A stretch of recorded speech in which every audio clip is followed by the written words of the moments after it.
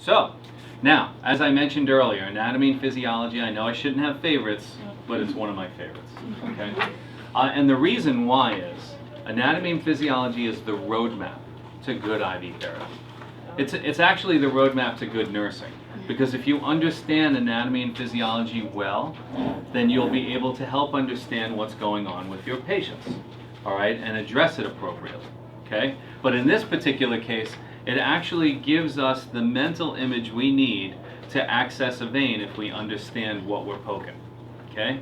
So let's start on the outside of the body. Before we get into the vasculature, let's talk about the skin, okay? The skin is the largest organ in your body, right? Mm-hmm. And so covers a huge surface area. It does a few things for you, right? It does temperature regulation, right? What else does it do? Someone help me here. Protection. It protects you, all right? Yep. What else? Protects you from what exactly? I'm sorry.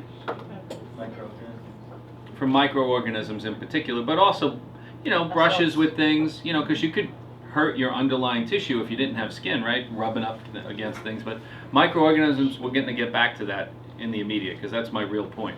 Anything else the skin what does for you? Right. All right. We sense things. We feel things through our skin, right? We experience the world through what we touch. Okay. Good. Good. Okay. So now, the primary purpose is protection. Okay. And if you really had to drill down, I mean, we could stay fairly protected if we just didn't touch stuff moving around like this, but not from microorganisms. So without the skin, we would get an infection pretty quickly.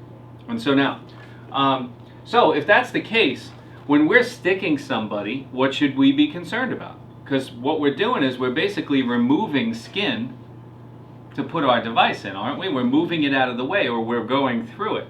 So the minute we put a hole in someone, we should be concerned about the protection we just took away from them. No? Shouldn't we? Oh, yeah. Okay, so then how long do you wipe with an alcohol swab before you stick somebody?